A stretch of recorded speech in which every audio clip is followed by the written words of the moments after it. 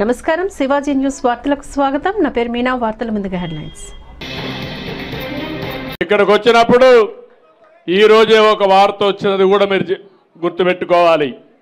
Supreme court ఏదైతే ఉందో schedule కులాల కోసం ఏబిసిడి కేటగరైజేషన్ సబబని ఒక నిర్ణయం చేశారు.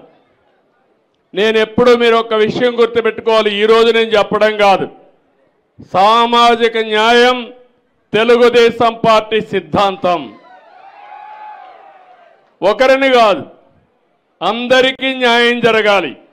అందుకే 96, 97లో రామచంద్రరావు కమిషన్ వేసి ఆర్థిక పరిస్థితులను అధ్యయనం చేసిన తర్వాత ఏబిసిడి కేటగరైజేషన్ నేనే తీసుకొచ్చా.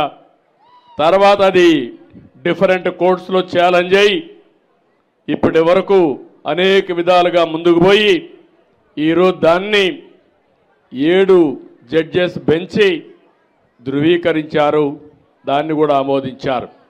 నేను ఒకటే మీ అందరినీ కోరుతున్నాను, జనాభా దామాషా ప్రకారం ప్రతి కులానికి, ప్రతి మతానికి, ప్రతి వర్గానికి న్యాయం చేయడం తెలుగుదేశం పార్టీ సిద్ధాంతం అని కూడా మీకు తెలియజేస్తున్నా. అందుకే మొన్న ఎన్నికల్లో మీరు చూశారు, నేను ఇచ్చినప్పుడు సీట్లు కూడా ఇక్కడ శబరిని ఇక్కడ ఎంపీగా ఇస్తే పక్కన ఎంపీగా నాగరాజు ఒక కురబ కమ్యూనిటీకి సంబంధించిన వ్యక్తిని ఇచ్చాం. పక్కన అదే మార్గ అనంతపూర్లో ఒక బోయ వాల్మీకి కమ్యూనిటీకి ఎంపీ ఇచ్చాం. ఎక్కడికక్కడ అదే మారిగా నంద్యాల్లో ఫరూక్ గారికి ఆ రోజు ఎమ్మెల్యేగా ఇచ్చాం, ఇప్పుడు మంత్రిగా చేశాం. సామాజిక న్యాయం ఇంకో పక్క కర్నూలులోనే టీజీ భరత్ని ఒక వైశ్య కులాన్ని నుంచి ఎమ్మెల్యేకి ఇచ్చి ఇప్పుడు ఎంపీ మంత్రి చేశాం. సామాజిక న్యాయం జరగాలి, అన్ని వర్గాలకు న్యాయం జరగాలి. ఈ ప్రభుత్వం అందరిది, నేను మీ అందరి వాడిగా ఉంటాను, శాశ్వతంగా అదే చేస్తాను. ఎక్కడ పేదవాడు ఉంటే అక్కడ ఉంటాను. ఈరోజు మీరు చూస్తే 5 ఏళ్లలో ప్రారంభించింది మనమే, పూర్తి చేసింది మనమే. 5 ఏళ్లలో మొత్తం రాష్ట్రంలో 69,000 కోట్ల రూపాయలు సాగునీటి ప్రాజెక్టులకు ఖర్చు పెట్టిన పార్టీ తెలుగుదేశం పార్టీ. ఇంకో పక్కన మొత్తం మీరు చూస్తే ఈయన 5 ఏళ్ళు ఉన్నాడు. నేను ఆ పేరు కూడా చెప్పను, మీకు నచ్చిన పేరు మీరు పెట్టుకోవచ్చు. ఖర్చు పెట్టిన డబ్బులు చూస్తే 19,000 కోట్లు. 68,000, 69,000 ఎక్కడ తమ్ముళ్ళు, 19,000 ఎక్కడ కంపారిజన్ కూడా అవకాశం ఉందా అని మిమ్మల్ని అడుగుతున్నా. అప్పుడు బడ్జెట్ 7 లక్షల కోట్ల 5 ఏళ్లలో, ఇప్పుడు 12 లక్షల కోట్లు. 12 లక్షల కోట్లలో ఆయన పెట్టింది 4,400 కోట్లు పెడితే మన హయాంలో మీరు చూస్తే 13,600 కోట్ల రూపాయలు సంవత్సరానికి ఖర్చు పెట్టాం. అది తెలుగుదేశం పార్టీ చిత్తశుద్ధి రైతాంగం పైన అని చెప్పి మరొకసారి విజ్ఞప్తి చేస్తున్నా.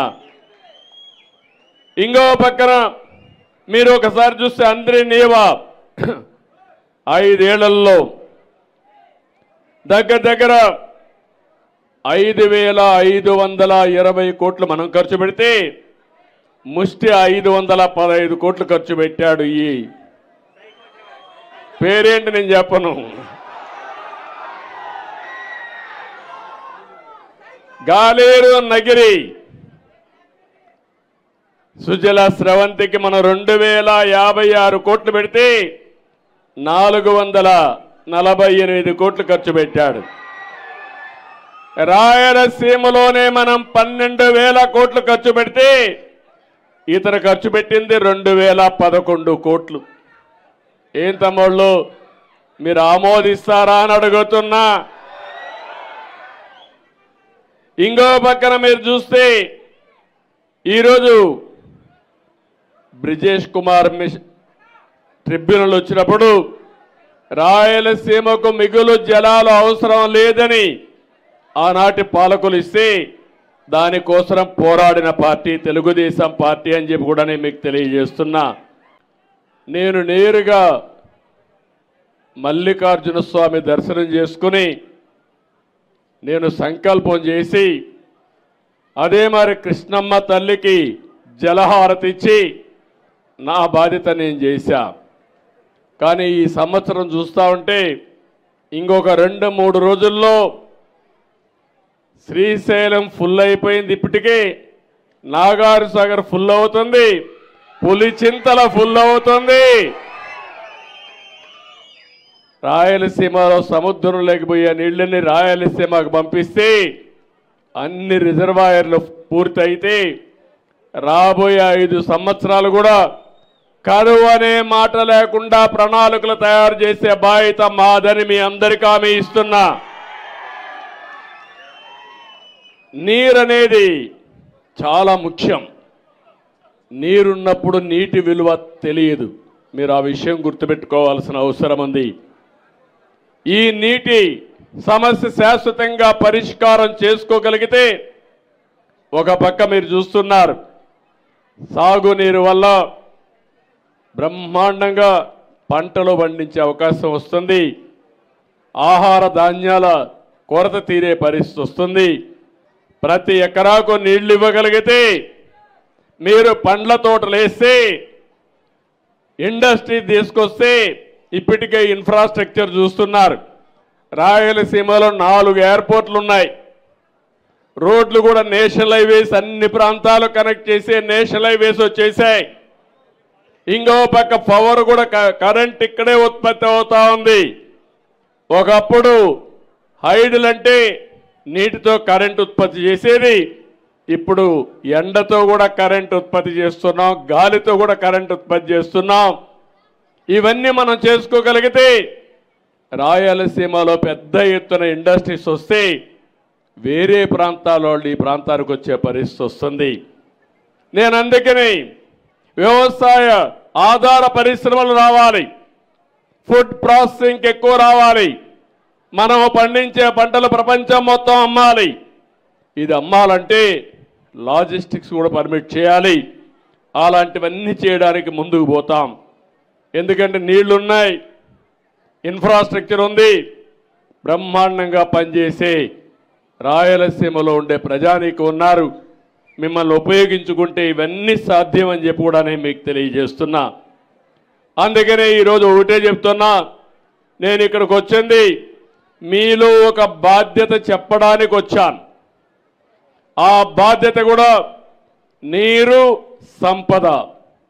నీళ్లుంటే సంపద సృష్టిస్తాం, నీళ్లు లేకపోతే ఎడారిగా ఉంటుంది. నీళ్లు లేకపోతే ఒక 4 రోజులు మీరు బ్రతకగలుగుతారా అని అడుగుతాను. నీళ్లు తాగలేకపోతే కనీసం 24 గంటలు నీళ్లు తాగలేకపోతే తిండి లేకపోయినా ఉంటాం. కానీ ముందు మంచి గాలి కావాలి, ఆ తర్వాత నీరు కావాలి, తర్వాత ఆహారం కావాలి. అప్పుడే మన జీవితాలు ముందుకు పోయే పరిస్థితి వస్తుంది. అందుకే ఈ ప్రాముఖ్యత మీ అందరికీ చెప్పడానికి. నీరు సంపద సృష్టిస్తుంది, సంపద ప్రభుత్వాలకు ఆదాయం వస్తుంది, తద్వారా పేదరిక నిర్మూలన జరుగుతుంది. నేను అందుకే నిన్న మొన్న మీరు చూసినప్పుడు జీరో పావర్టీ అన్నాను. పేదరికం లేని సమాజాన్ని ఏర్పాటు చేసుకోవాలి. ఒక పక్క సంక్షేమ కార్యక్రమాలు ఇవ్వాలి, ఇంకో పక్క అభివృద్ధి చేయాలి, మా తమ్ముళ్లకు ఉద్యోగాలు ఇవ్వాలి. ఆ ఉద్యోగాలు కూడా మామూలుగా ఉద్యోగాలు కాకుండా నైపుణ్యాన్ని కూడా నేర్పించాలని స్కిల్ డెవలప్మెంట్ కోసం స్కిల్ సెన్సెసే పెట్టానని చెప్పి నేను మీకు తెలియజేస్తున్నా. ఎప్పుడు కూడా మనం ఒకటే ఆలోచించాలి, ఏ వ్యక్తి వల్ల ఏ పార్టీ వల్ల మనకు న్యాయం జరిగింది జరుగుతుందనే ఆలోచన మీలో ఉండాలి. మొన్న ఆలోచన వచ్చింది కానీ అది ఎప్పుడూ ఇదే విధంగా ఉండాలి. ఇప్పుడు నేను వస్తామంటే చూశాను, ఎన్నికలప్పుడు ఎంత ఉత్సాహంగా ఉన్నారో దానికంటే ఉత్సాహంగా కనపడుస్తున్నారు మీరందరూ. ఈరోజు మొన్నటి వరకు మీ ముఖాల్లో నవ్వు కూడా లేదు. దానికి కారణం నవ్వితే కొట్టే నాయకుడు, కొట్టించే నాయకుడు, ఎవరైనా చనిపోతే ఏడిస్తే కొట్టే నాయకుడు, అంటే మన మనోభావాలు లెక్క లేకుండా ప్రవర్తించే నాయకుడు. అవునా కాదా అని మిమ్మల్ని అడుగుతున్నా. భయంతో బతికాం, అవునా కాదా? స్వేచ్ఛ లేదు మనకు. అలాంటి దగ్గర నుంచి ఇప్పుడు లిబరల్గా మీరు ఫ్రీగా ఏమి చేయాలన్నా చేసే శక్తి వచ్చిందంటే అది ప్రజాస్వామ్యం ఇచ్చింది. దాన్ని కాపాడిన పార్టీ తెలుగుదేశం పార్టీ, జనసేన, అదే మరిగా బీజేపీ అని చెప్పి కూడా నేను మీకు తెలియజేస్తున్నా. ఈరోజు మీరు ఒకసారి గుర్తుపెట్టుకోవాలి, మొన్న ఎన్నికలో ఒక సునామీ, ఒక్కొక్క సీట్లో 95,000 మెజారిటీ.